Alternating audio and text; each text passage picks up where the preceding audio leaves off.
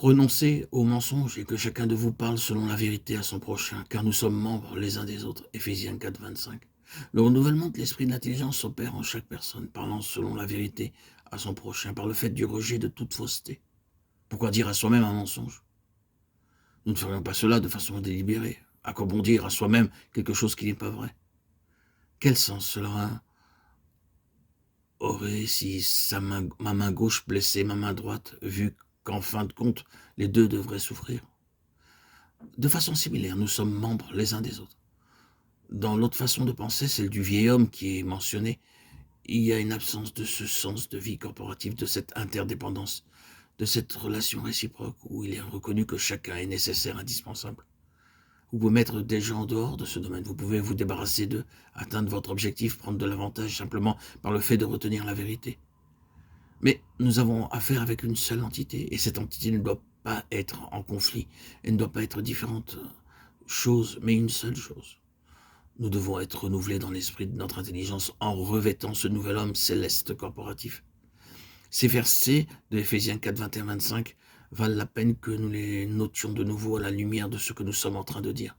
Si du moins vous l'avez entendu, si conformément à la vérité qui est en Jésus, c'est en lui que vous avez été instruits à vous dépouiller par rapport à votre vie passée, du vieil homme qui se corrompt par les convoitises trompeuses, à être renouvelé dans l'esprit de votre intelligence et à revêtir l'homme nouveau, créé selon Dieu dans une justice et une sainteté que produit la vérité.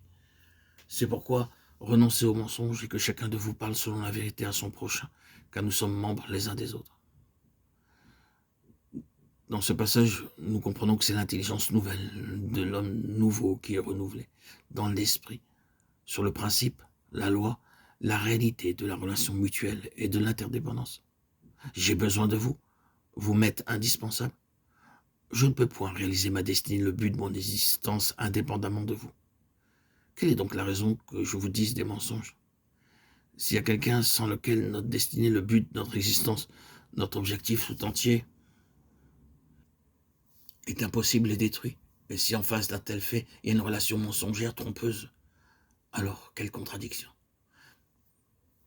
C'est là la force des mots présents ici. Nous sommes membres les uns des autres. Nous devons donc avoir une seule pensée et parler l'un l'autre selon la vérité. Est une marque de l'homme nouveau, de l'homme céleste, qui n'a qu'une seule pensée. Les mensonges sont tous le fait de pensées contraires.